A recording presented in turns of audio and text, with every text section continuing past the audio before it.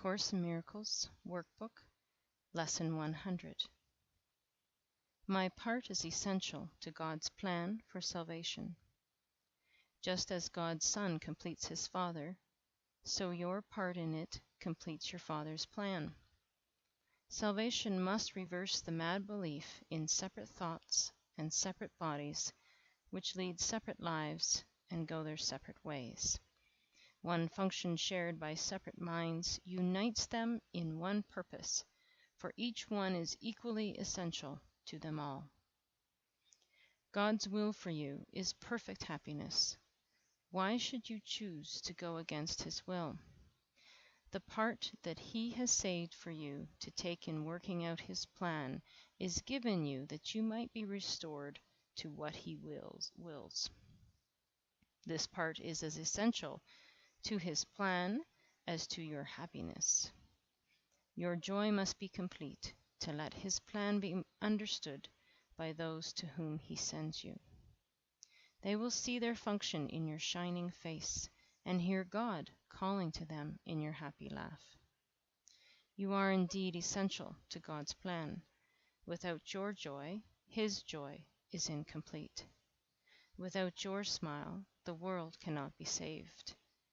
While you are sad, the light which God himself appointed as the means to save the world is dim and lustreless, and no one laughs, because all laughter can but echo yours. You are indeed essential to God's plan.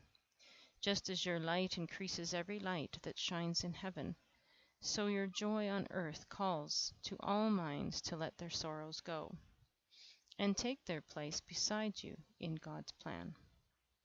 God's messengers are joyous, and their joy heals sorrow and despair. They are the proof that God wills perfect happiness for all who will accept their Father's gifts as theirs.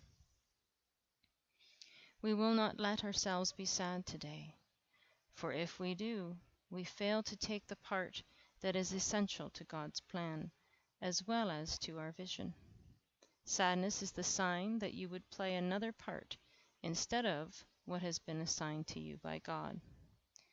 Thus do you fail to show the world how great the happiness he wills for you, and so you do not recognize that it is yours. Today we will attempt to understand joy is our function here. If you are sad, your part is unfulfilled, and all the world is thus deprived of joy along with you.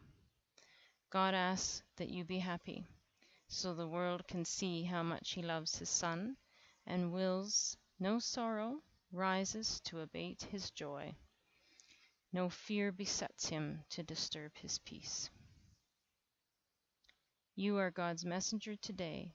You will bring his happiness to all you look upon, his peace to everyone who looks on you, and sees his message in your happy face. We will prepare ourselves for this today in our 5-minute practice periods by feeling happiness arise in us according to our Father's will and ours. Begin the exercises with the thought today's idea contains.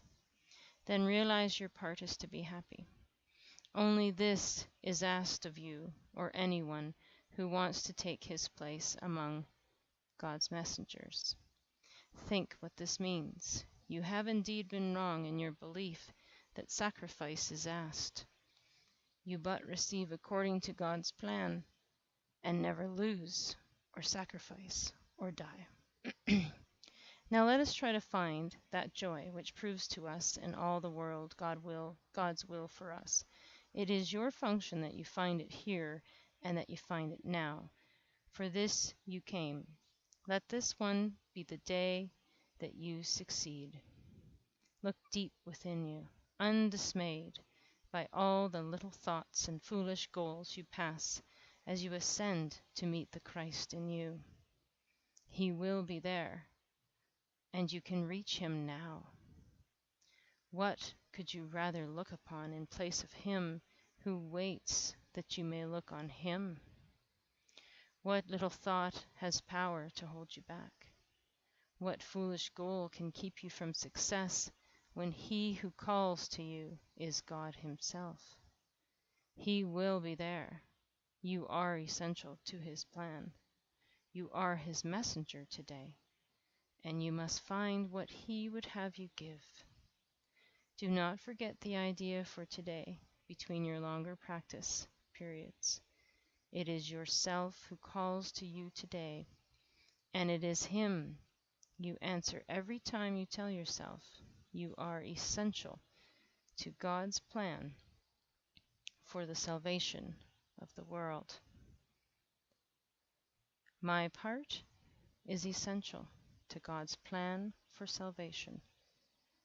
My part is essential to God's plan for salvation. My part is essential to God's plan for salvation. Love and blessings, everyone.